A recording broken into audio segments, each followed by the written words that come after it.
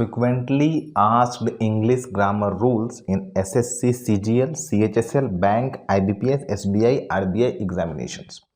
देखिए बहुत जी बड़ा है, डिफ़िकल्ट टास्क है पार्टिकुलर वो नियम बताना जो कि एग्जामिनेशंस में पूछे जाते हैं। मैं पहले बोल रहा हूँ सारे नियम इम्पॉर्टेंट हैं, लेकिन प्रीवियस ईयर क्वेश्चंस को लगातार देख के एनालाइज करके कुछ ऐसे नियम मैं यहाँ पे आपके लिए निकाल कर लाया हूँ जो हर एक साल ज़रूर से ज़रूर पूछे जा रहे हैं और जिनसे क्वेश्चंस की संख्या थोड़ी ज़्यादा है। तो अगर इन नियमों को फोकस किया जाए तो रिजल्टेंट थोड़ा सा बेहतर हो सकता है हमारा। रिवीजन करने में भी और पढ़ाई में भी इस पे ज़्यादा ध्यान देने की आवश्यकता है। मैं फिर कह रहा हूँ सारे नियम इम्पॉर्टेंट हैं, लेकिन ये थोड़े से ज़्यादा इम्पॉर्टेंट हैं। तो बैंक और एसएससी दोनों की परीक्षाओं के लिए मैंने सारे नियमों को, जितने भी कॉमन एरर के इम्प्रूवमेंट के नियम थे, उनमें से 6 नियम को निकाला है। 6 नियम को हम लोग अच्छे से पढ़ लेंगे। 6 रूल्स हैं, देखा जाए ध्यान से और वीडियो को समझना है। वीडियो अच्छा लगे तो दोस्तों के साथ शेयर करना है और क्या क्या और लाइक करना है, सब्सक्राइब करना है, कमेंट करना है। इतना याद करना पड़ता है यार टीचर को। ये कल कहानी हो गया है कि रोज़ बोलना है वीडियो में कि लाइक कीजिए, शेयर कीजिए, सब्सक्राइब कीजिए। ऐसे क्लासरूम में पढ़ाने में क्या होता था कि हम लोग सीधे आते थे, ठीक है, थोड़ा सा आप लोग good morning, good afternoon, good evening करते थे, थोड़ा सा हम लोग भी हाय हेलो किया आप लोगों से और पढ़ाई शुरू हो जाती थी। अब तो एक नया ये आइडियोलॉजी आ गया है, बउआ मेरे लाइक करो, सब्सक्राइब करो, शेयर करो, फिर भी नहीं करते आप लोग। तो देखते व्यू तो है ही नहीं, ठीक है। इतना पढ़ाने के बाद अगर पढ़ाई सही नहीं लग रही है तो भी बताइए। पढ़ाई सही लग रही है तो उसको पूरा देखिए और दोस्तों के साथ शेयर कीजिए, ठीक है। चलिए पढ़ाई को करते हैं। बहुत काम का वीडियो है बउआ जी। और अगर इस वीडियो को देखने के पहले किसी ने वर्ब का वीडियो नहीं देखा है जो मैंने इस वीडियो के ठीक पहले बनाया है तो प्लीज़ देख लीजिए बउआ जी, नहीं तो इसमें सरदर्द हो जाएगा। पहले वर्ब देख लीजिए, आवश्यकता हो तो टेंस भी देख लीजिए, उसके बाद आइए, ठीक है। जिन लोगों को याद होगा ठीक है उनके लिए। चलिए ध्यान से देखिएगा। 6 सेक्शंस। देखिए यहाँ से क्वेश्चंस बहुत आते हैं। कंडीशनल सेंटेंसेस, ये एसएससी और बैंक दोनों में से क्वेश्चन आते हैं और बहुत ज़्यादा क्वेश्चन आते हैं। पास्ट टेंस और पेयरिंग ऑफ टेंस, इनसे भी एसएससी और बैंक दोनों में बहुत क्वेश्चन देखे गए हैं। परफेक्ट पार्टिसिपल, इससे एसएससी में नहीं देखा गया है बउआ जी, बैंक में बहुत क्वेश्चन देखा गया है। परफेक्ट पार्टिसिपल, इसका भी वीडियो मौजूद है, आप लोग देख लीजिएगा। हालांकि मैं यहाँ पे भी, मैं इस सेक्शन में भी, ये जो सीरीज चलेगा इसमें भी एक वीडियो में सारे सेक्शंस नहीं होंगे, तो मैं इसको 2 या 3 वीडियो में मैं सीरीज को कंप्लीट करूँगा। लेकिन इनका फंडामेंटल्स का वीडियो मौजूद है, तो फंडामेंटल्स के वीडियो को अगर आप देख लेंगे तो यहाँ पर आने में फ़ायदा होगा ना थोड़ा सा। तो वीडियोस को प्लीज़ देख लीजिए। फिर यहाँ पे तो हाई लेवल हम लोग पढ़ेंगे ही पढ़ेंगे ना बउआ जी। अच्छा देखिए, न्यूमेरिक कंपाउंड नाउन, इसका वीडियो अवेलेबल नहीं है तो मैं यहीं पर पढ़ाऊँगा ये अच्छे से। एसएससी में ज़्यादा देखा गया है। बैंकिंग एस्पिरेंट्स को इस पर बहुत ध्यान नहीं भी देंगे तो काम चल जाएगा। एसएससी में ज़्यादातर इससे क्वेश्चन पूछा गया है। पैरेललिज्म, क्लास में जब मैं 10th पढ़ाता हूँ तो पैरेललिज्म जरूर पढ़ाता हूँ। पैरेललिज्म से बैंकिंग में बहुत क्वेश्चन पूछा गया है, एसएससी में थोड़ा कम है इससे। अच्छा क्वेश्चन टैग्स, क्वेश्चन टैग वो जी पूरा क्वेश्चन टैग नहीं, क्वेश्चन टैग अपने आप में एक बड़ा टॉपिक है। क्वेश्चन टैग का एक वीडियो मैंने डाला हुआ था, पता नहीं आप लोगों ने नहीं देखा होगा। उसमें 2 नियम बहुत इंपॉर्टेंट हैं। पहला लेट से जो सेंटेंस स्टार्ट होता है, और दूसरा जब उसमें कुछ निगेटिव एडवर्ब का इस्तेमाल होता है, जैसे hardly, seldom, rarely, barely, none, इनका इस्तेमाल होता है। इस 2 नियम को जरूर देख लीजिएगा। क्वेश्चन टैग के इस 2 नियम से बैंक और एसएससी में बहुत क्वेश्चन पूछे गए हैं। हालांकि मैं यहाँ भी फिर से उसका हाई लेवल पढ़ाऊंगा, लेकिन बेसिक फंडामेंटल देखिए, ये वीडियो अवेलेबल है, ये वीडियो अवेलेबल है और ये वीडियो अवेलेबल है। तो ये वीडियो आप लोग जरूर देख लीजिएगा तो यहाँ पढ़ने में फ़ायदा होगा, सहायता होगा, ठीक है। बाकी सेक्शंस को मैं देखूंगा, अच्छे से पढ़ा रहा हूँ। देखिए इसमें कंडीशनल ध्यान से देखा जाएगा, कंडीशनल, पास्ट टेंस और ये पैरेललिज्म, ये तीनों टेंस का हिस्सा है। तो आप सोचिए कि टेंस कितना इंपॉर्टेंट है, ये तीनों टेंस का हिस्सा है, तो टेंस तो इंपॉर्टेंट है। तो चलिए पढ़ाई को शुरू करते हैं। इस सारे सेक्शन को अगर मैं एक वीडियो में पढ़ाऊंगा तो वीडियो भी हो जाएगा खिचड़ी, आप लोग भी समझ में नहीं आएगा, और वैसे भी आप लोग पूरा वीडियो नहीं देखते हैं, ठीक है। मैं स्टैटिक्स देख रहा था तो मात्र 19% लोग ऐसे हैं जो वीडियो को लास्ट तक देखते हैं। 19%, बुरा लगता है बुआ, ये तो मतलब वही हुआ कि आप लोग बीच क्लास में से उठ के चले गए, तो गजब बेइज्जती हो गया मेरा। ठीक है, तो ये सब चीज़ देखिए, ठीक है, रैदर इंसल्ट हो गया रैदर इंसल्ट, समझ रहे हैं। तो थोड़ा सा वीडियो को पूरा देखिए, वीडियो अच्छा लगता है तो शेयर भी कीजिए दोस्तों के साथ। काहे इसे कर रहे हैं बताइए, मास्टर चिल्ला चिल्ला के पढ़ा रहा है, समझिए। चलिए, बहुत दुखड़ा रो लिए हम, पढ़ाई को शुरू किया जाए। तो कॉपी पेन निकाल लीजिए, पढ़ाई को शुरू करते हैं। बहुत इंटरेस्टिंग सेक्शन है ये, एग्जामिनेशन पॉइंट ऑफ व्यू से है, तो फोकस होकर पढ़ना होगा। और अगर किसी को ऐसा लगता है कि सिर्फ ये वीडियो देख के परीक्षा निकाल लेंगे, तो नहीं है बउआ जी, फंडामेंटल्स जरूरी है, फंडामेंटल्स के वीडियोस को भी देखिए। ये तो है कि इसमें एक पॉइंट हम लोग पढ़ेंगे और क्वेश्चंस को प्रैक्टिस करेंगे। और इसमें बहुत इंपॉर्टेंट है, बैंकिंग की जो तैयारी कर रहे हैं उनको तो वीडियो एकदम, जब तक मैं गुड बाय नहीं बोलूँगा वहाँ तक देखना है, क्योंकि लास्ट में मैं एक स्पेशल रूल बताऊँगा, जीरो कंडीशनल्स। बहुत कम जगह इसका वीडियो है, तो इसको थोड़ा देखना पड़ेगा, उस पर क्वेश्चंस आते हैं। एसएससी वाले लगभग पूरा देख ही लीजिएगा, लेकिन उनका पढ़ाई भी लगभग कितना, अगर 30 मिनट का वीडियो होगा तो 25 मिनट तक उन्हीं का पढ़ाई है, तो थोड़ा पढ़ेंगे ध्यान से। चलिए, पढ़ाई को देखा जाए, कॉपी पेन निकाल लीजिए।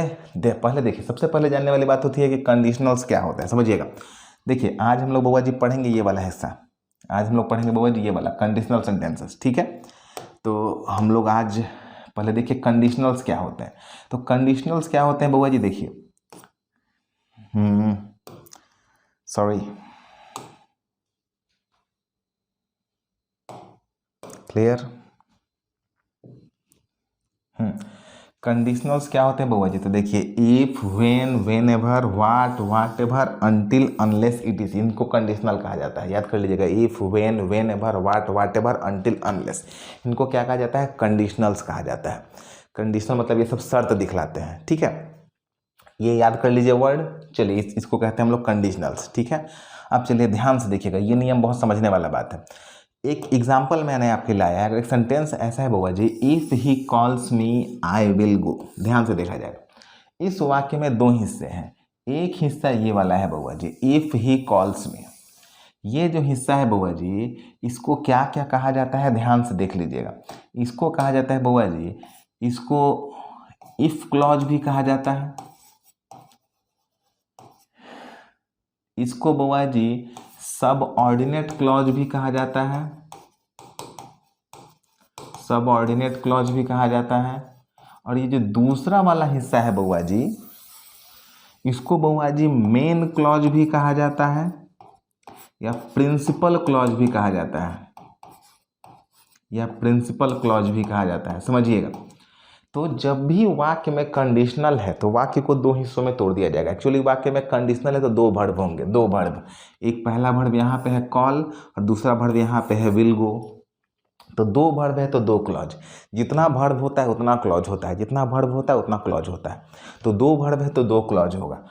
तो जो पहला जिसमें कंडीशनल लगा हुआ रहेगा, इफ हो, वेन हो, वेन एवर हो, वाट हो, वाट एवर हो, जिसमें लगा हुआ रहेगा, ये आगे भी लग सकता है पीछे भी लग सकता है, कोई फर्क हम लोग को नहीं है। इस क्लॉज में भी लग सकता था, कोई दिक्कत नहीं है। लेकिन जिस क्लॉज में लगा रहेगा उस क्लॉज को इफ क्लॉज या सबऑर्डिनेट क्लॉज कहा जाएगा। जो दूसरा क्लॉज बच जाएगा उसको मेन क्लॉज या प्रिंसिपल क्लॉज कहा जाएगा। समझ में आ गया। तो conditional clause, sorry, conditional sentence अगर कहीं लिखा हुआ है तो उसमें दो हिस्सा है, पहला मेन क्लॉज, दूसरा सबऑर्डिनेट क्लॉज। पहला इफ क्लॉज या दूसरा प्रिंसिपल क्लॉज, याद कर लेना है। समझिएगा ध्यान से, अगर ये आपको समझ में आ गया होगा तो अगर मैं एक सेंटेंस ऐसा लिख देता हूँ, ध्यान से, इसी सेंटेंस को, आई will go if he calls मी, तो आपको समझ में आ जाएगा कि आई विल गो जो है ये मेन क्लॉज है, इफ ही कॉल्स में क्या है, सबऑर्डिनेट क्लॉज है। ये वही वाक्य लिखा गया है, ये मैंने इसलिए लिखा है ताकि आपको समझ में आ जाए कि क्लॉज को आगे पीछे लिख देने से, पोजीशन चेंज कर देने से कोई फर्क पड़ने वाला नहीं है। जिस हिस्सा में कंडीशनल रहेगा उस हिस्सा को सबऑर्डिनेट क्लॉज कहा जाएगा, जिस हिस्सा में कंडीशनल नहीं रहेगा वो मेन क्लॉज कहा जाएगा। यहाँ पे ये सबऑर्डिनेट क्लॉज है यहाँ तक, और ये दूसरा वाला क्या है, मेन क्लॉज है। तो main clause subordinate clause clear हो गया, if clause principal clause clear हो गया, कोई दिक्कत इसमें नहीं होना चाहिए। ये समझ में आ गया तभी आगे बढ़ना है। चलिए, अब जब ये क्लियर हो गया, अरे हटना भाई, यही होता है।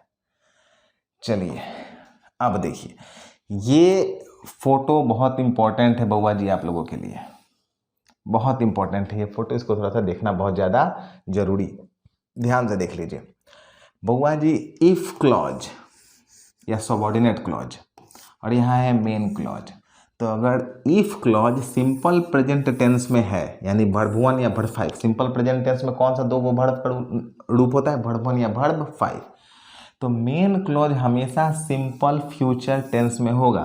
सिंपल फ्यूचर टेंस कहने का अर्थ होता है बउआ जी शैल या विल प्लस वर्ब 1। समझ में आ रहा है?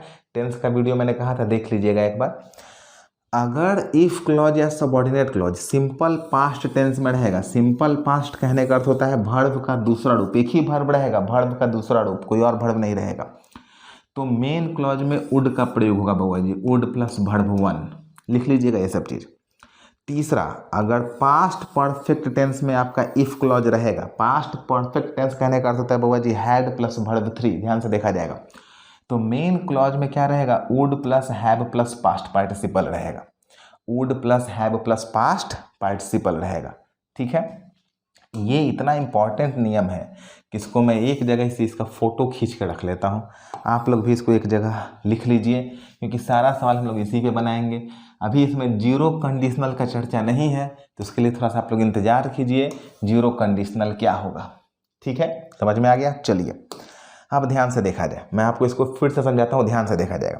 कहने का अर्थ ये है बउआ जी, ध्यान से देखा जाए कि अगर मैं एक सेंटेंस ऐसा लिखता हूँ, ठीक है, इफ आई गो, ध्यान से देखा जाए, अब मैं अगला जो लिखूंगा वो सिंपल फ्यूचर में, देखिए ये सिंपल प्रेजेंट टेंस हो गया ना, वर्ब का पहला या पांचवा रूप हो गया, तो इफ आई गो, तो अगला मैं लिखूंगा ही, ध्यान से देखा जाएगा, अगला मैं लिखूंगा ही कम्स, तो ये लाइन गलत हो जाएगा। क्यों गलत हो जाएगा? मुझे मेन क्लॉज किस में चाहिए, सिंपल फ्यूचर में, तो यहाँ मुझे लिखना चाहिए, क्या लिखना चाहिए, मुझे लिखना चाहिए ही विल कम। समझ में आया? देखिए ये यही कह रहा है, अगर इफ क्लॉज या सबऑर्डिनेट क्लॉज वर्ब 1 या वर्ब 5, ये आपका वर्ब 1 या वर्ब 5 यानी कि सिंपल प्रेजेंट टेंस में है, तो जो मेन क्लॉज होगा ये किस में रहेगा, सिंपल फ्यूचर में रहेगा। ठीक है, किसी और में रहेगा तो गलत काट देंगे। पहला नियम क्लियर हो गया। चलिए दूसरा नियम देखा जाए, एक बार में मिट नहीं रहा है, बहुत कष्ट का बात है। अच्छा आराम से मिटो, आराम से मिटो, कोई हड़बड़ी नहीं है बउआ, 2 घंटा लगाओ मिटने में। चलो बढ़िया, वेरी गुड, सुंदर। चलिए दूसरे नियम को देखा जाए, थोड़ा यहाँ समझना होगा बउआ जी। ठीक है, देखिए अगर इफ क्लॉज या subordinate clause simple past tense में रहेगा तो वुड का प्रयोग होगा। बउआ यहाँ थोड़ा समझना है बउआ जी, थोड़ा सा यहाँ पे ध्यान देना बहुत ज़्यादा जरूरी है। यही समझ लिए तो सारा टेंशन खत्म हो जाएगा, तो यहाँ पे थोड़ा सा कंसंट्रेशन लेवल हाई चाहिए। मैं पहला लिखता हूँ इफ आई, सॉरी ध्यान से देखा जाएगा, इफ आई वेंट, तो ही विल कम, तो ये लाइन क्या हो गया, गलत हो गया। क्यों गलत हो गया, तो वेंट यानी वर्ब 2 का इस्तेमाल सिंपल पास्ट है, तो यहाँ वुड प्लस वर्ब 1 चाहिए ना, तो विल को काट के क्या कर देंगे, वुड कर देंगे।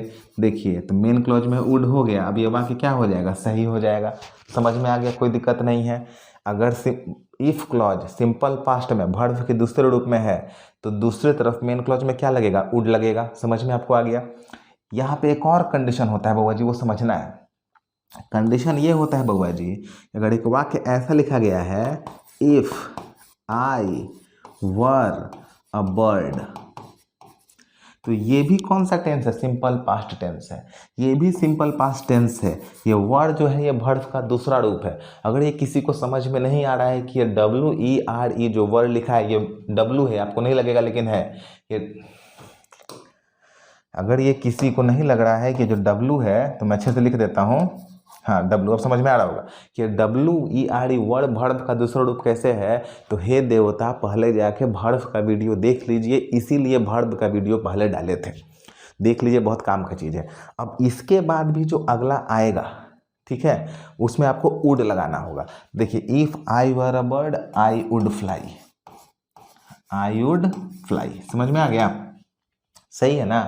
चलिए इस पॉइंट को मैं एक बार और आपको समझा देता हूँ थोड़ा अच्छे से समझिएगा ध्यान से। मैं क्या बोल रहा था, मैं ये बोल रहा था कि अगर एक सेंटेंस लिखा गया है बउआ जी, if I were a bird, तो ये वर्ब का दूसरा रूप है, तो यहाँ क्या होगा बउआ जी, आई वुड फ्लाई। तो देखिए वर्ब के दूसरे रूप का पेयरिंग किससे हो गया, वुड से हो गया। तो लाइन पूरी तरह क्या है हमारा, सही है, यही ना पढ़ के आए थे। अच्छा इसमें एक और नियम है, अगर एक और तरीका से लिखा गया बउआ जी, if I had money I would help you. अब ये बताइए ये जो लिखा गया है लाइन सही है या गलत है, ठीक है, बस सोच के बताइएगा, आई वुड हेल्प यू, ये लाइन सही है या गलत है। इफ आई हैड मनी, ये कौन सा टेंस है, ये भी वर्ब का दूसरा रूप है, ये भी वर्ब का दूसरा रूप है, ध्यान से देखा जाएगा। वर्ब का दूसरा रूप यहाँ लिखा था ना, तो यहाँ पे वुड होना चाहिए, तो ये भी वर्ब का दूसरा रूप है। ये वर्ब का दूसरा रूप कैसे है, हे देवता, वर्ब का वीडियो डाला गया है, ठीक इसके पहले डाला गया है, इसीलिए जाके देख लीजिए। जब हैव मेन वर्ब का काम करता है तो उसका दूसरा और तीसरा रूप क्या होता है, हैड होता है, हैव हैड और हैड। तो वर्ब के वीडियो को देख लीजिए, समझ में आ जाएगा। तो ये भी वर्ब का दूसरा रूप है, तो पेयरिंग किससे हो जाएगा, वुड से हो जाएगा, कोई दिक्कत नहीं है, ध्यान से देखा जाएगा। ये जो दोनों कंडीशन है इसको इमेजिनेशन कहा जाता है। इसमें कभी कभी क्या होता है कि इफ़ को हटा दिया जाता है, इफ़ को क्या कर देगा, हटा देगा। इसी वाक्य में इफ़ को हटा देगा, ध्यान से देखा जाएगा, ठीक है, इसी वाक्य में इफ़ को हटा देगा, ये इफ़ को हटा देगा, और इफ़ को हटा के क्या करेगा बउआ जी, इस वर को उठा के आगे ला देगा, वर आई अ बर्ड, और ये भी वाक्य पूरी तरह सही रहेगा, समझिएगा ध्यान से। वर आई अ बर्ड, अगर ऐसा भी कहीं वाक्य लिखा हुआ मिले, ठीक है, समझिएगा ध्यान से, अगर ऐसा भी कहीं वाक्य लिखा हुआ मिले, ध्यान से देखा जाएगा, अगर ऐसा वाक्य कहीं लिखा हुआ मिले जिसमें वर्ड या हैड, ये भी इफ़ को हटा सकता है, और इस हैड को भी लेके कहाँ चला जाएगा, आगे चला जाएगा। अगर ऐसा कहीं कोई वाक्य आपको मिलता है जिसमें सब्जेक्ट के पहले वर्ड अथवा हैड लिखा हुआ है, तो समझ लीजिए कि वो भी सिंपल पास्ट टेंस ही है, और उसका भी पेयरिंग किससे होगा, वुड से ही होगा। समझ लीजिएगा कि जब इफ़ से वाक्य शुरू होता है और उसमें आगे वर्ड अथवा हैड लगा होता है कल्पना में, तो इफ़ को हटा के वर अथवा हैड को आगे लेके आया जा सकता है। टेंस पे कोई प्रभाव नहीं पड़ेगा, इसको वर्ब टू ही माना जाएगा, और यहाँ पे वुड से ही पेयरिंग होगा। समझ में आ गया। अब अगर समझ में आ गया तो सबको अपने सही जगह रखा जाए। सही जगह रखने के लिए उतना मेहनत क्यों करें, देखिए सबके अपने सही जगह चला गया, टेक्नोलॉजी, ठीक है। देखिए अगर if I were a bird लिखा गया है तो भी वुड ही रहेगा। इफ़ को अगर हम हटा देंगे, ध्यान से देखा जाएगा, अगर इफ़ को हटा देंगे और वर्ड को आगे ला देंगे तो भी यहाँ पे कोई फ़र्क पड़ने वाला नहीं है। उसी तरह अगर नीचे से हम इफ़ को हटा दें और अगर हैड को आगे ला दें तो भी कोई फ़र्क पड़ने वाला नहीं है। समझ में आ गया, कोई दिक्कत नहीं होगा। इसको कहा जाता है इमेजिनेशन। ये दोनों इमेजिनेटिव सेंटेंस है। तो वर और हैड ये भी वर्ब टू की तरह ही काम करते हैं। ध्यान से देखा जाएगा, यहाँ पे हैड के बाद यहाँ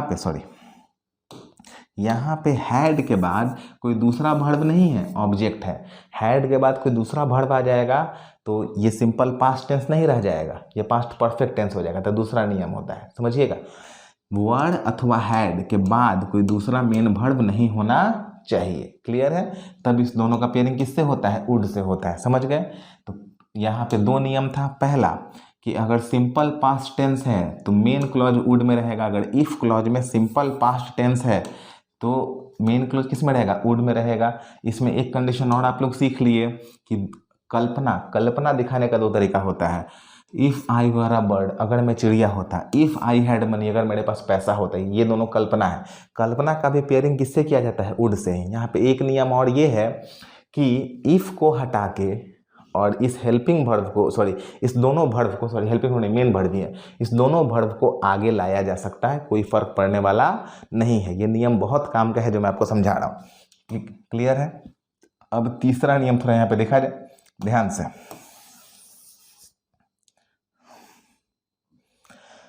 क्लियर। चलिए अब तीसरा नियम यहाँ ध्यान से देखा जाए। क्लियर हो जाओ भाई। चलिए तीसरा नियम हमारा यहाँ पे ये कहता है कि अगर, ध्यान से देखिए, इसका थोड़ा सा मैं पिक ले लेता हूँ फिर से, थोड़ा सा टेक्नोलॉजी पे भी उतना अभ्यस्त इंसान नहीं हुआ है। हाँ चलिए, अब यहाँ देखा जाए, तीसरा नियम कहता है कि अगर आपका जो इफ क्लॉज है वो पास्ट परफेक्ट टेंस में है, हैड प्लस वर्ब 3 में, तो मेन क्लॉज किस में होगा, would plus have plus past participle. समझिएगा, कहने का अर्थ ये है कि अगर मैं एक सेंटेंस यहाँ ऐसा लिख देता हूँ, ध्यान से देखा जाएगा, if I had reached there. अच्छा, रीच देखिए तो हैड प्लस वर्ब 3 हो गया, हैड प्लस वर्ब 3 हो गया, if I had reached there, they would have told me the truth. अब ये लाइन बिल्कुल सही है, ध्यान से देखा जाएगा।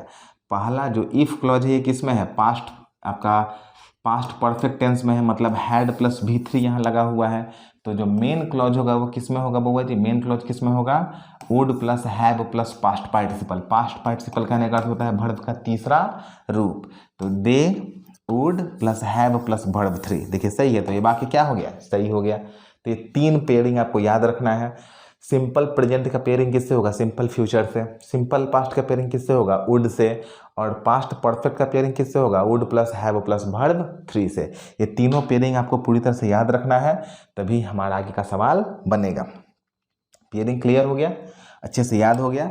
चलिए अब मैं फिर बोल रहा हूँ, एक कंडीशन और होता है जीरो कंडीशनल, जो मैं लास्ट में बतलाऊंगा, अभी बतलाऊंगा तो खिचड़ी हो जाएगा, तो ध्यान से पूरे वीडियो को देखिएगा। चलिए अब हम लोग पिछले कुछ सालों में पूछे गए क्वेश्चंस देखते हैं एसएससी और बैंक में। ये क्वेश्चन आपके सामने है, इसमें जो हिस्सा गलत है उसको आपको टिक करना है। क्वेश्चन आपके सामने, और देखिए ये एसएससी सीपीयू 2018 का पूछा हुआ क्वेश्चन है, SSC CPU 2018। If I join a software company, if मतलब कंडीशनल हो गया, ज्वाइन वर्ब का कौन सा रूप है, पहला रूप है।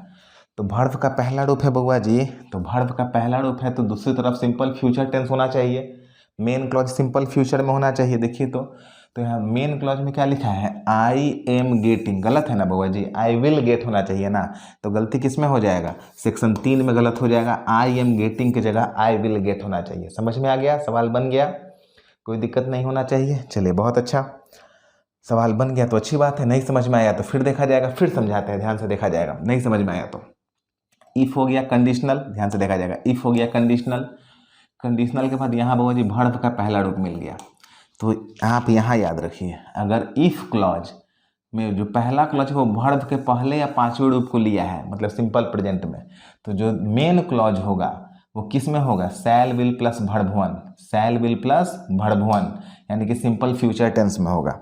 अब ध्यान से यहाँ देखा जाए, जब यहाँ वर्ब का पहला रूप है if I join a software company, तो ये एक क्लॉज हो गया, मतलब इफ क्लॉज या सबऑर्डिनेट क्लॉज। तो आई से लेके और एक्सपीरियंस तक ये दूसरा क्लॉज है, यानी कि मेन क्लॉज है। मेन क्लॉज किस में रहना चाहिए, सिंपल फ्यूचर में, मतलब शैल या विल प्लस वर्ब 1। आपको कहीं इसमें शैल या विल दिख रहा है बउआ जी, मतलब ये लाइन गलत है। अच्छा गलत है तो किस हिस्से में गलत है, तो एम गेटिंग काटना होगा ना, वर्ब का ये रूप काटना होगा, और आई के बाद क्या करना होगा, आई शैल गेट करना होगा। क्या करना होगा, आई शैल गेट। तो ये यहाँ किस में लिखा है, 3 में लिखा है, आई एम गेटिंग। ये क्या होना चाहिए बउआ जी, ये काट के यहाँ होना चाहिए आई शैल गेट।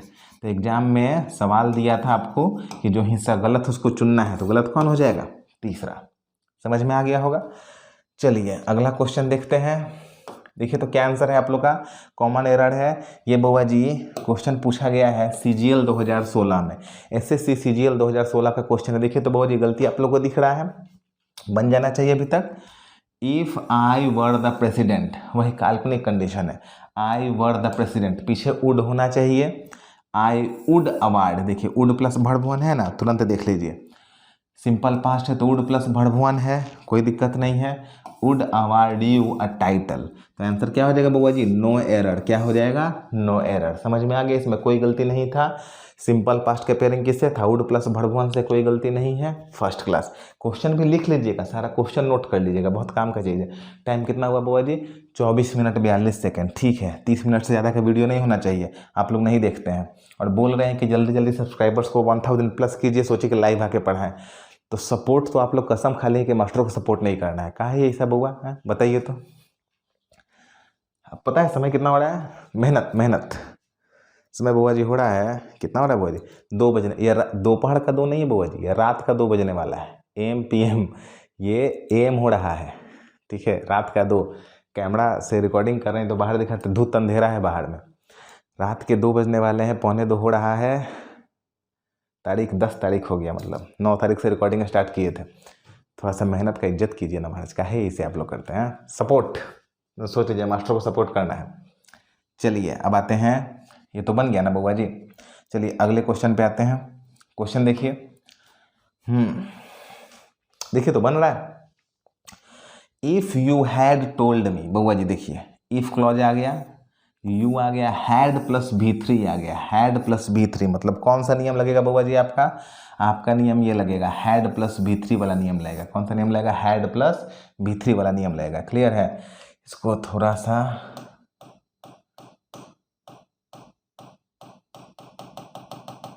क्लीन किया जाए।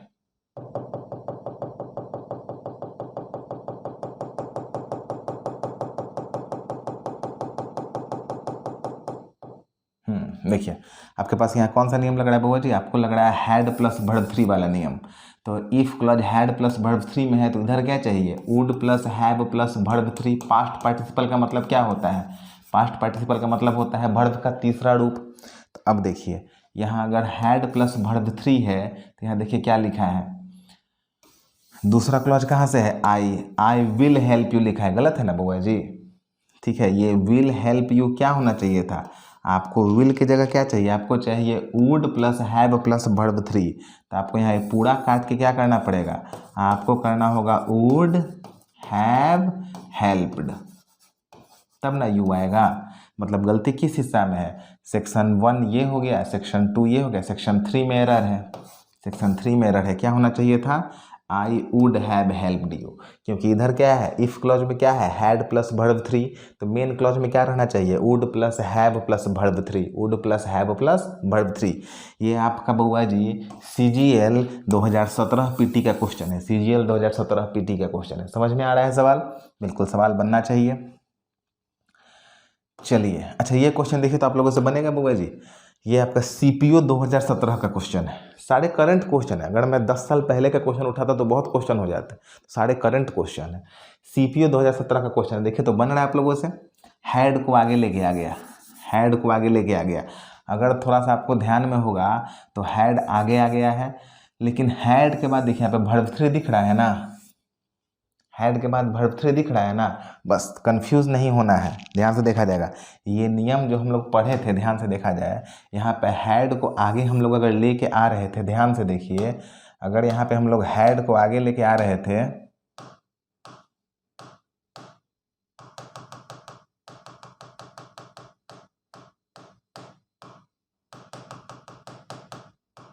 ओहो, आई वुड हेल्प यू। अच्छा मैं आराम से यहाँ पे कर लेता हूँ। अगर इसमें से मैं इफ़ को यहाँ पे हटा देता हूँ और हैड को आगे लेके चला जाता हूँ तो यहाँ पे देखिए हैड के बाद कोई वर्ब नहीं था ना। तो जब हैड के बाद कोई वर्ब नहीं था तो वुड लगेगा। अगर हैड के बाद कोई वर्ब आ जाएगा तो वो हैड प्लस V3 का नियम हो जाएगा ना। वो हो जाएगा हैड प्लस V3 का नियम, तो ये वाला नियम लगेगा।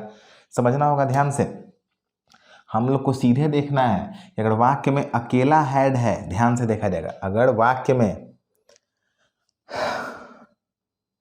वाक्य में अकेला हैड होता तो हम लोग का नियम दूसरा होता।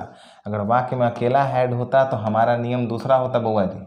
ध्यान से देखिए, अगर अकेला हैड होता तो वुड लगाते। अगर हैड प्लस वर्ब 3 लगा है तो हम लोग क्या लगाना होगा? Would plus have plus verb 3 लगाना होगा। Would plus have plus verb 3 लगाना होगा। दिख रहा है ना? समझ में आ रहा है सारा चीज़? समझ में नहीं आ रहा है तो इसको मैं थोड़ा सा बड़ा कर देता हूँ, आप लोगों को समझ में आ जाएगा। ध्यान से देखिए, अगर वाक्य में सिर्फ वर्ब 2 होता तो वुड लगाते। वाक्य में अगर हैड प्लस वर्ब 3 है तो वुड प्लस हैव लगाना होगा। ठीक है, ध्यान से देखा जाएगा। जैसे अगर एक सेंटेंस ऐसा होता बुआ जी, ध्यान से देखा जाएगा, सेंटेंस अगर ऐसा है, if I had known you, ध्यान से देखा जाएगा तो ये इफ क्लॉज में हैड प्लस V3 है ना। अब ये क्या किया बुआ जी, ये क्या किया कि इस इफ को हटा दिया। इफ को यहाँ से गायब कर दिया और इस हैड को क्या किया बउआ जी, इस हैड को उठा के, सॉरी थोड़ा ज़्यादा हो गया,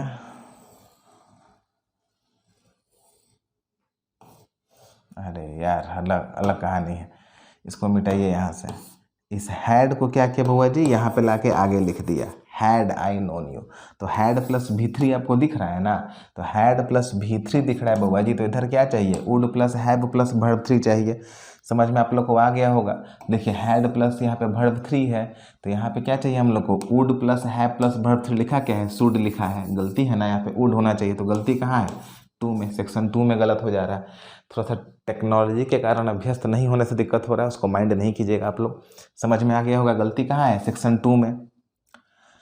चलिए ये सवाल देखिए तो आप लोगों से बन रहा है बउआ जी, ये CHSL 2016-17 का पूछा हुआ एकदम करंट का क्वेश्चन है। देखिए तो बन रहा है आप लोगों से, इफ़ आई हैड रिमेंबर्ड, देखिए हैड प्लस वर्ब 3 है, हैड प्लस वर्ब 3 है तो क्या लगेगा, would plus have plus verb 3, had plus verb 3 है तो क्या लगेगा, would plus have plus verb 3 लगेगा। तो अब सोचिए यहाँ पे, तो यहाँ पे क्या लिखा गया है, दिस इट विल हैव, गलत हो गया ना, विल काट के क्या करना होगा, वुड कर देना होगा, बन गया। समझ में आ गया, बन गया एकदम कंफर्टेबली, सेक्शन 2 में एरर है। चलिए अगले क्वेश्चन को देखते हैं। देखिए तो, अरे सॉरी ये तो सॉरी रिपीटेड क्वेश्चन है, सॉरी ये देखिए, ये आपका बउआ जी SBI क्लर्क 2015 का क्वेश्चन है। देखिए तो इसमें आपको बताना है कि कौन सा सही होगा। If I win the lottery, अच्छा बुआ if I win, win verb का कौन सा रूप है, पहला रूप है, तो विन अगर वर्ब का पहला रूप है, ध्यान से देखा जाएगा तो वर्ब का पहला या पांचवा है, तो इधर सिंपल फ्यूचर चाहिए ना। देखिए तो इधर लिखा है आई वुड लिखा है, तो वुड की जगह विल होना चाहिए ना। देखिए तो विल बाई किस में लिखा है, बी में, तो आंसर क्या हो जाएगा, बी, बन गया आराम से। चलिए अगले क्वेश्चन पे आते हैं। अच्छा देखिए तो इसका क्या आंसर होगा बउआ जी, ये आपका SBI PO 2018 का क्वेश्चन, एकदम करंट क्वेश्चन है, SBI PO 2018। Unless the managers increased, अच्छा इंक्रीज्ड वर्ब का कौन सा रूप है बउआ जी, वर्ब का दूसरा रूप है, सेल्स एंड रेवेन्यूज, अच्छा वर्ब का दूसरा रूप है तो इसका पेयरिंग वुड से होता है ना, तो यहाँ विल हैव के जगह वुड हैव होना चाहिए ना, वी वुड हैव, क्योंकि यहाँ पे हैव मेन वर्ब हो जाएगा, would plus have plus verb 3 नहीं होना चाहिए, वुड प्लस वर्ब 1, तो हैव भी वर्ब 1 है ना बउआ जी, तो यहाँ विल किस में कर देना होगा, वुड में कर देना होगा, विल किस में हो जाएगा, वुड में हो जाएगा।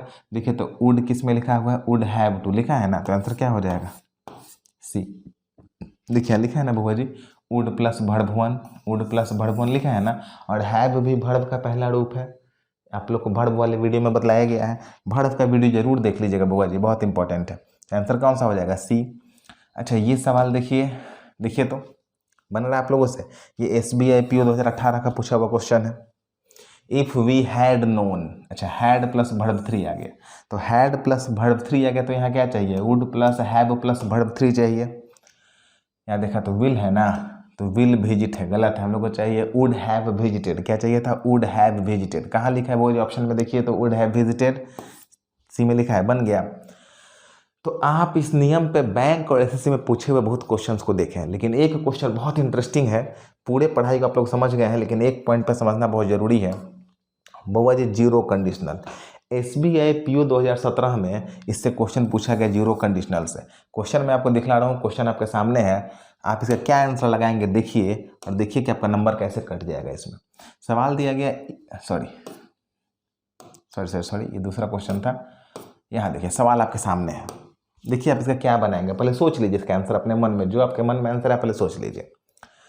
वेन इट रेन्स, अच्छा ये वर्ब का पांचवा रूप है, the grass will be wet, ठीक है, आप बस ये देखेंगे कि वर्ब का पहला पांचवा है तो simple future shell will plus verb 1 लगा है। अच्छा बी तो वर्ब का पहला रूप होता है ना, बी का पहला रूप बी होता है, दूसरा आपका वाज होता है, पढ़े थे, तो विल प्लस वर्ब 1 है तो कोई दिक्कत नहीं है। 100 में से 99 लड़कों ने इसको कहा कि बिल्कुल सही है, विल का पेयरिंग तो सिंपल पास्ट से, सॉरी सिंपल प्रेजेंट से होता है, सबने इसका आंसर लगा दिया no correction required, SBI PO 2017 का क्वेश्चन, और उनका नंबर यहाँ पे कट गया। सोचने वाली बात है, नंबर कट गया, क्यों कटा, नंबर क्यों कटा, जीरो कंडीशनल्स। आप अभी तक के जितना पढ़ रहे हैं बउआ जी, ये सारा कंडीशनल का नियम है, कोई जीरो कंडीशनल नहीं है। सिंपल प्रेजेंट का पेयरिंग शैल विल से करते हैं, सिंपल पास्ट का पेयरिंग वुड से करते हैं, हैड प्लस वर्ब थ्री का pairing would plus have plus verb three से करते हैं। ये कंडीशनल है, जीरो कंडीशनल नहीं है। जीरो कंडीशनल क्या होता है, यहाँ पूरा जीरो कंडीशनल पढ़ा दिए और तब वहाँ देखे तो मोबाइल का रिकॉर्डिंग ऑफ हो गया था। चलिए फिर से पढ़ते हैं। तो जीरो कंडीशनल क्या होता है, आ रहा है कैमरा में, चलिए वेरी गुड, ध्यान से देखा जाएगा। जीरो कंडीशनल में बुआ जी ध्यान से देखिए क्या है, बहुत इंपॉर्टेंट पॉइंट, बहुत ज़्यादा इंपॉर्टेंट है। We use the zero conditional when we want to talk about facts or things that are generally true। जो चीज़ें एकदम सच होती हैं, जिसको आप यूनिवर्सल ट्रूथ या फैक्ट कह सकते हैं। टेंस पढ़ते समय जो हम लोग यूनिवर्सल ट्रूथ या फैक्ट कहते हैं, वास्तविकता जो बिल्कुल होना ही होना है, उसी को कहते हैं जीरो कंडीशनल में वो चीज़ें रखते हैं। समझाते हैं, पहले देखिए आगे क्या लिखा है, scientific facts are often covered by the zero conditional. मैं आपको समझाता हूँ ध्यान से। यहाँ लिखा हुआ बुआ, both the clauses will be in the simple present tense. मैं आपको दो एग्जांपल देता हूँ बुआ जी, दोनों एग्जांपल से आप लोगों को समझ में आएगा। ध्यान से, पहला एग्जांपल मैं आपको देता हूँ जीरो कंडीशनल का। चलिए एक एग्जांपल में लिखता हूँ आपको, if we heat ice it will melt. अच्छा आप बताइए गलत है या सही है, इट विल मेल्ट? ये लाइन गलत है, आपको पता है क्यों? क्योंकि ओह नहीं आ रहा है कैमरा में लास्ट तक, एंगल, हाँ अब आ रहा होगा, ध्यान से देखा जाएगा। If we heat ice it will melt, ये गलत होगा। क्यों गलत होगा बउआ जी? क्योंकि इफ वी हीट आइस, अगर हम लोग बर्फ को गर्म करेंगे तो ये पिघल जाएगा। ये बिल्कुल 100% सही बात है, ये एकदम फैक्ट है, वास्तविकता है, 100% ट्रू है। तो अगर दोनों बातें, दो चीज़ें इफ क्लॉज से जुड़ी हो और वो 100% सही हो, फैक्ट हो, तो दोनों को, ध्यान देखिए यहाँ पे क्या लिखा गया है, both the clauses will be in simple present tense. दोनों को सिंपल प्रेजेंट पर रखना होगा। तो इसका सही लाइन क्या होगा? इसका सही लाइन होगा बउआ जी, इफ वी हीट आइस। देखिए हीट वर्ब का कौन सा रूप है बउआ जी? पहला रूप है, सिंपल प्रेजेंट टेंस। तो इट के साथ सिंगुलर है ना, तो MELTS वर्ब का पांचवा रूप लगेगा, तो ये आके सही हो जाएगा। देखिए ये भी सिंपल प्रेजेंट टेंस और ये भी सिंपल प्रेजेंट टेंस, तब ये लाइन सही होगा। बहुत कम लोगों को ये वाला नियम जानकारी होता है जीरो कंडीशनल का। अक्सर लोग कंडीशनल पढ़ के निकल जाते हैं, यहाँ आके फंस जाते हैं। क्लियर है? अच्छा एक और एग्जाम्पल देते हैं, आप लोग को समझ में आएगा, ध्यान से देखा जाएगा एक और एग्जाम्पल में। चलिए एग्जाम्पल मैं अगर देता हूँ, if I cut your throat you will die. मैं अगर आपका गला काट दूंगा तो आप मर जाएंगे। गलत है या सही है? ये तो 100% सही है ना बउआ जी, 100% ऑथेंटिक है, फैक्ट है। कोई गला काट देगा तो मर जाएंगे, जिंदा थोड़े रहेंगे, आपका गला लेके थोड़ी घूमेंगे। तो जब ये 100% सही है, तो इधर अगर वर्ब का पहला रूप है तो इधर विल से काम नहीं चलेगा। हम लोग को दोनों क्लॉज सिंपल प्रेजेंट में चाहिए, तो ये लाइन गलत हो जाएगा। और क्या हो जाएगा? इसका सही सेंटेंस हो जाएगा, if I cut your throat you die, DIE। अब देखिए अब ये लाइन बिल्कुल क्या हो जाएगा? सही हो जाएगा। तो इसी को हम लोग कहते हैं जीरो कंडीशनल, जो यहाँ लिखा हुआ है कि अगर दोनों बातें जनरली ट्रू हैं, फैक्ट है या साइंटिफिक फैक्ट है, तो दोनों क्लॉज किस में रहेगा? सिंपल प्रेजेंट टेंस में रहेगा। अब आप अपने क्वेश्चन को ठीक से देखिए, जो क्वेश्चन आपको दिया गया था। क्वेश्चन क्या कहा जा रहा है, ध्यान से देखा जाएगा। देखिए व्हेन इट रेन्स, जब बारिश होगा, the grass will be wet, तो बारिश होगा तो घास भीगेगा, नहीं तो क्या हो जाएगा? सूख जाएगा। ये तो वास्तविकता की बात है ना, इसमें तो कोई संदेह ही नहीं है। तो दोनों क्लॉज किस में होना चाहिए वो जी? सिंपल प्रेजेंट टेंस में होना चाहिए। तो हम लोग यहाँ पे विल बी वेट की जगह कोई सिंपल प्रेजेंट टेंस चाहिए, क्योंकि यहाँ तो वर्ब का पांचवा रूप लिखा ही हुआ है, ये तो सिंपल प्रेजेंट है ही। तो इसमें से ये तो सिंपल प्रेजेंट नहीं है, ये भी सिंपल प्रेजेंट नहीं है। अच्छा गेट्स, ग्लास सिंगुलर है, गेट्स वर्ब का पांचवा रूप है, ये आंसर हो सकता है। गेट तो नहीं होगा, क्योंकि ग्लास सिंगुलर है, तो गेट वर्ब का पहला रूप हो जाएगा। सिंगुलर सब्जेक्ट के साथ सिंगुलर वर्ब लगता है, तो आंसर क्या हो जाएगा? C। यानी कि ग्रास गेट्स वेट हो जाएगा। बहुत लोग इसका आंसर SBI PO 2017 में लगा के आए थे, नो करेक्शन रिक्वायर्ड, उनका नंबर कट गया था। तो इस वीडियो में आप लोग ये भी सीख लिए, जीरो कंडीशनल भी। तो पूरा कंडीशनल आप लोग को समझ में आ गया है कि कंडीशनल क्या होता है और जीरो कंडीशनल क्या होता है। अगले वीडियो में 2 सेक्शन में कवर कर दूंगा, पेयरिंग ऑफ टेंस और पैरेललिज्म, ये मैं दोनों कवर कर दूंगा अगले वीडियो में। आप लोग को क्या काम करना है, टेंस का वीडियो अगर कोई नहीं देखा होगा तो पेयरिंग ऑफ टेंस का वीडियो पहले से अवेलेबल है, ठीक है, टेंस के प्लेलिस्ट में, उसको जाके देख लीजिएगा तो ज़्यादा फायदा होगा, जल्दी हम लोग यहाँ पे सीख लेंगे। वीडियो अच्छा लग रहा है तो शेयर कीजिए, लाइक कीजिए, सब्सक्राइब कीजिए, कमेंट कीजिए, जो जो आप लोग को करना चाहिए, ठीक है, टीचर को सपोर्ट करने के लिए वो कीजिए। और मिलते हैं अगले वीडियो में, तब तक के लिए शुभ रात्रि।